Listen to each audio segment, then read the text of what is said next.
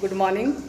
तो मेरे क्लास 6 की एक छोटी बच्ची के द्वारा पहली कविता, छठे क्लास की पहली कविता उसने याद करके सुनाया है, जिसे मैं आप लोगों तक बतलाना चाहती हूँ, दिखलाना चाहती हूँ।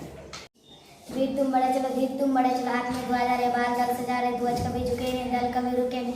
वीर तुम बड़े चलो, धीर तुम बड़े चलो, सामने पहाड़ सिंह की दहाड़, तुम निडर डरो नहीं, तुम निडर डटो वही। वीर तुम बड़े चलो, धीर तुम बड़े चलो, मेघ गरजते रहे, मेघ बरसते रहे, बिरजा कड़क उठे, बिरजा तड़क उठे। वीर तुम बड़े चलो, धीर तुम बड़े चलो, रातों की रात हो, संग होना साथ हो, संग होना। सूर्य से बड़े चलो, चंद्र से बड़े चलो, वीर तुम बड़े चलो, धीर तुम बड़े चलो।